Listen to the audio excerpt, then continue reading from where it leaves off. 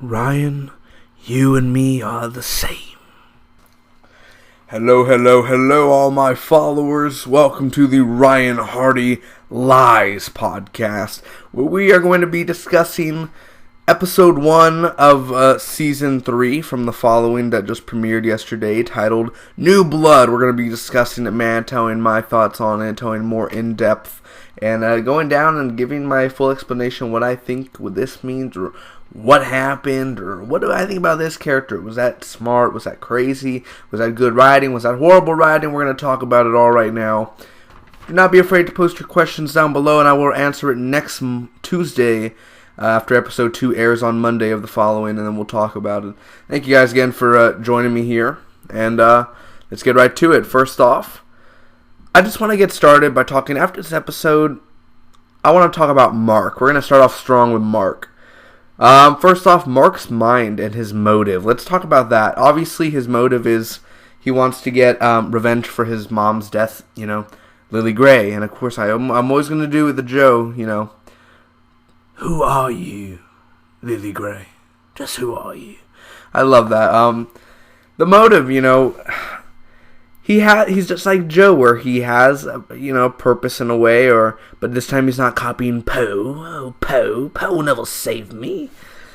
No, they're basically saying that, he wants to, he's a leader, now he has followers, and they listen to him, obviously. They think he's some sort of they don't look at him like he's a god or anything like they did with Joe. I mean, basically, they just think they're doing something right at most. And, they're batshit crazy. Mark's mind, the way he's talking to himself, and, Luke's dead. I'm surprised he doesn't have Luke's body, so that means he buried Luke's body then, I'm assuming, or else Andrew buried it, because I know it would be decaying and everything, but why didn't he keep his body then? At first I thought the body was headless, but I think it's a mannequin, so I was like, oh my gosh, it's a headless body. That was really scary at first, but I think we're all fine. Ryan's new girl, let's talk about her, man. Gwen. How are we feeling about Gwen, guys? I'm not feeling it right now. I don't know how he got a girl that's like 15 years younger than her. I do not know how. He must have something that attracts girls. I don't know. But, I don't know. I'm not really... So far, what they've shown her, she kind of seems like, that cliched girlfriend of a cop or FBI agent who, I'm just going to bring coffee to him at nighttime because he's working so hard. My man's working so hard, and they bring him some coffee.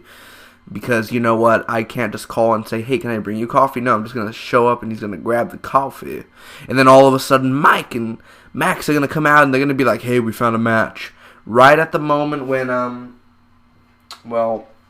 it would be that moment. Excuse me, let me have a sip of tea here.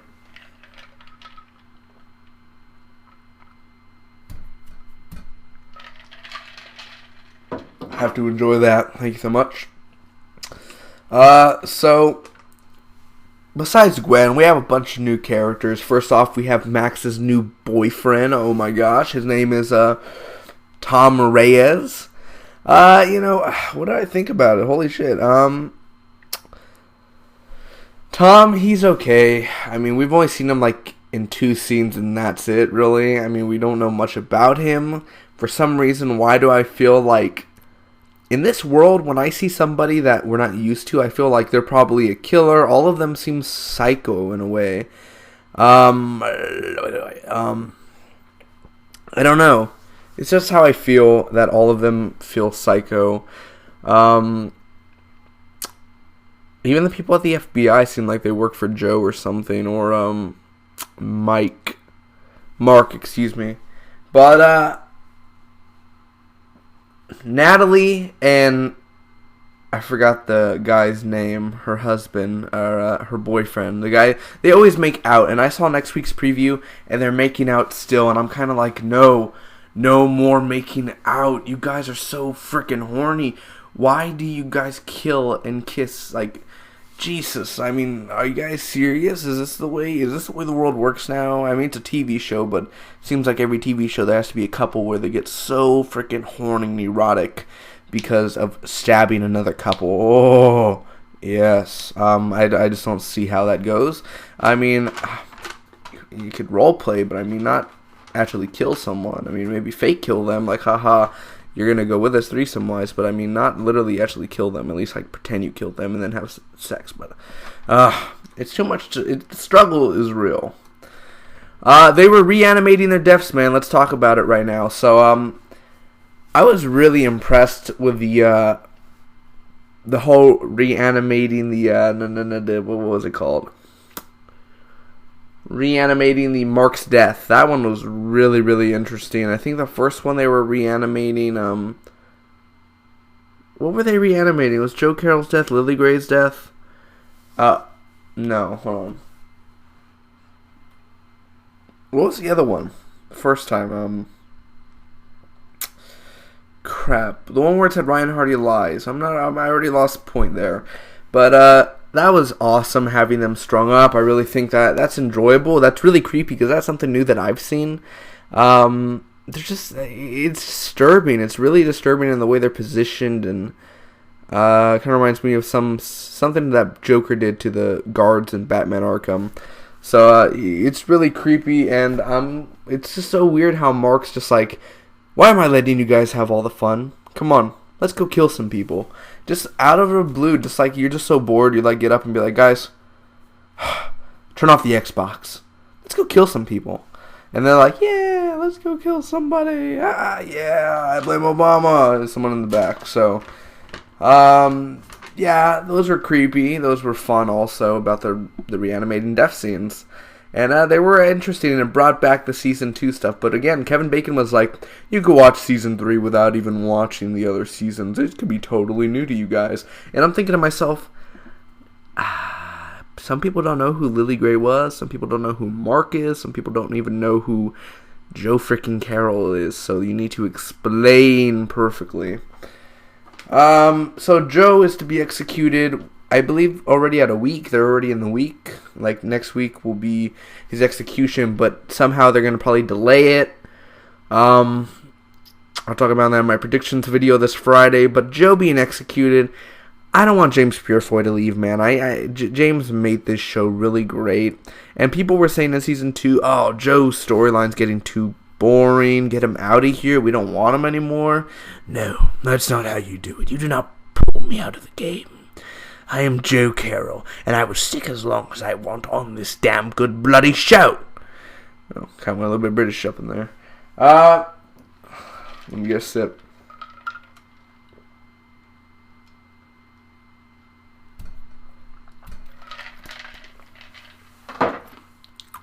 Joe is interesting. He's fun. He's cool. I mean, not being a serial killer is cool, but the way he portrays himself and the way that it's kind of like Batman and Joker. The Joker completes Batman and the Batman completes Joker. It's just one of those where they're the arch nemesis and there's the hero, and they're kind of like brothers and they're kind of a married couple. We'll get to, I guess Ryan is not seeing Joe, and I think that's really bad for him because I know the past is a horrible thing. Sometimes you don't want to go back to the things that haunt you. And he's doing good, but he says he's doing good. I honestly think since Season 2 that Ryan's kind of going crazy in a way. And Ryan may become a real like serial killer one day in his own life. I don't think that's where it'll go, but it's possible. So I think Joe is kind of that place where he could always go back and be a mentor in a way. And kind of go back and talk to Joe and be like, hey Joe, so here's your last meal. You requested to see me? Ah, yes, Ryan. Before I go and get electrocuted, I just want to say one thing. You put that lousy dog Mark in his place. You put him down like a rabid dog. And then it just goes on from right there. I don't know. But I just feel like they're one of those where it's like, shit, I'm bored. Let me go see Joe Carroll. It's one of those. So I do believe that Ryan will go see Joe maybe next week or around the third week. But I have heard that James Purefoy is going to be not even in Season 3. There's rumors about that. But also that he will show up in the second half of Season 3. You know, past episode 6, 7-ish on the back half of it.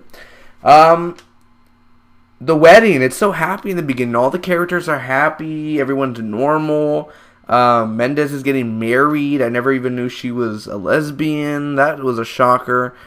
I'm pretty sure in season 2 or season 1, I just didn't pay enough attention where I'd be like, season 3, they'll get married.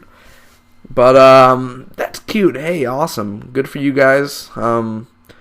It's just great. You get to see Ryan happy, and you got to see Mike happy, and it's just the whole crew is back together under one roof, except Mike and Max are kind of a little awkward because, like, you left me, I didn't leave you, I don't really like you, but I still want to be friends, but it's kind of awkward because I'm going to get a little emotional to you, but I'm with this black guy now, and, you know, he satisfies me more than you, blah, blah, blah. So that's basically how it's summed up. So it's kind of, but I feel like Max is going to go back to Mike and, you know, shit's going to go down basically in the following. You know it's going to happen. First off, the wedding, when Andrew comes up to Ryan and he throws the blood, I have a question. Why throw blood? Why are you throwing blood? What is that going to do? What was your purpose? And I know he works for Mark and everything, but what was the point of throwing blood? There is no freaking answer. Why didn't you have a knife? Why didn't you have... I mean, just to scare him or something? How did you not know no one's going to gun you down or something and you escaped? I mean, how did you know what was going to happen? Your game plan? What is your plan B? You just went in and just... I mean, why blood? Wait, was that fake blood? Was that pig blood? What are you doing? Let me get a sip real quick.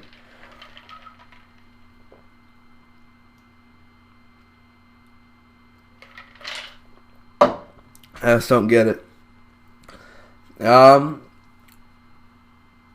Mark and Luke at the table. I think when Mark killed that girl in the red dress and basically he went to her and he was like, "Oh, Mom, please don't leave us." And of course Natalie's looking and everything, and they know they're working for a crazy guy because they're crazy themselves, but when they were looking, they were like, "What the fuck are you doing? Are you serious?" And I bet they were thinking, you know what, babe, let's just kiss right now. Let's make out because it's so hot. He's crying for his mom. Yeah.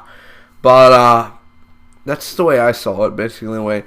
Basically, Sam Underwood's a great freaking actor, man. I think he reminds me of Finn Wittrock from American Horror Story Freak Show, where he played Dandy Mott. I hate you, I hate you, I hate you, I hate you, I hate you. Definitely, I enjoy his role, and I wish that Sam Underwood and Finn were brothers, because literally they look like brothers. Holy shit. But him talking at the table, that was great acting, great cinematography also, with the way that they had him look at his the mirror. That was perfect. And it fit very well, and the way he was just doing his facial reactions and the way he changed his voice. Very awesome. And I love the way he has disguises. And as you can see in next week's promo, he has like 2 different disguises also. So I don't know what's going on with him. He's just always going to he's always going to be found probably, and then he's just going to escape.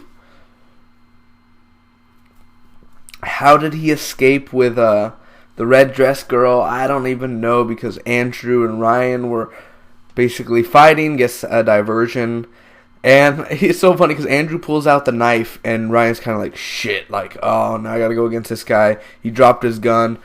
So he had him on his toes. We got to see Ryan near the edge of death last night, near death. And obviously Ryan's escaped it many times. I believe Ryan still has that heart problem, right? So I'm assuming at a point they're going to bring that up again in Season 3. But overall, I mean, that's really the stuff to talk about for Episode 1. I mean, nothing else really happened that I could talk about, whether or not, really interested me. What else happened?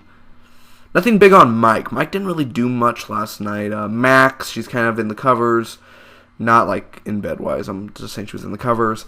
Ryan was good. I mean, we got to see him back. Same old Ryan, a little bit more happy. Kind of free will. Yeah, I'm done with Joe. I'm really done with Joe, so don't even get me started. That Kevin Bacon voice. It's Bacon. But really, I think he misses Joe. I think he's kind of Joe, I'm really tired of all these psychotic bastards outside. I wish I could just let you go and I could hunt you down again. And Joe's just like, well, Ryan, then why don't you just leave the key and I'll meet you outside in 10. And then we'll have a good old ravishing chess game. And then I will start my havoc again. I will bring Max to the dark side and we will kill Mike in front of your whole damn family. And then Ryan's just like, I agree with you. But you know what, Joe? I'm just kidding. And then just Joe's going to be like, Ryan, I am your father. And then it ends like that the following. So, that's basically it, man. I have nothing else to say, really. I think episode 1, again, was like an A-, secondarily a B. It's good. It wasn't a great episode. It was just good. Good premiere. Got us back to the basics of the following. We have a new villain, obviously, which is Mark. It's not Mark and Luke anymore. It's Mark. Also, next week, you'll see on my Friday on my predictions that we're going to see, I believe, a villain named Theo. It's going to be creepy, and I feel like, you'll see it in my predictions video, but it's this Friday, guys. I'll be predicting episode 2, and every Tuesdays is the Ryan Hardy Lies podcast. So, overall, did Ryan lie in this episode? Tell me down below. Tell me what you guys think about that. Let me get this last sip here.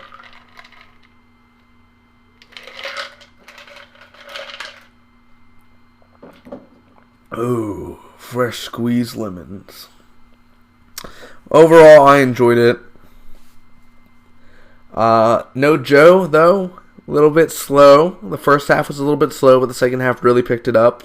And from going from happy to the wedding to the only time we'll probably ever see them happy again, to nearly getting, part of your arm cut and almost getting killed, and how they almost got Mark also at that event thing. And also, that's so random how they knew where Mark was going to be, because he was like, where was he located? Like, what's around that area? 5 blocks away, there's an event going on. They're going to be there. It's kind of like, how do you guys know? You're just going to send a full squad of guys at these events, not even knowing if that's the place he's going to be. I get why, because Andrew's part of his group. They know it now, and he knows that he's going to play a waiter and all that, but would they really do that again? Like, they know TV universe, man. Also, I really love the creepiness when they were, Max, Mike, and Ryan were in that abandoned building, and they were going up the stairs, and it was just pictures of Andrew's facial reactions. That's freaking creepy, man. That's what I love about the following, ladies and gentlemen. Thank you so much, and remember, Ryan Hardy Lies. I'll see you next Tuesday for episode 2, titled Boxed In. Anyway, I hope all of you enjoyed. It's my first time doing a following podcast, so I hope for my first time I didn't really suck. I hope I did okay, at least okay-wise, like a 6, 7 out of 10-wise. But if I didn't, let me know down below. Tell me what you think I should change about this next week. And tell me your favorite parts about the episode. If you have questions, I'll answer them next week. Thanks again. And remember, my followers, go and find your sacrifice. Or just watch the following on Netflix and buy it on Season 1 and Season 2 on DVD and Blu-ray. Either way, until next time.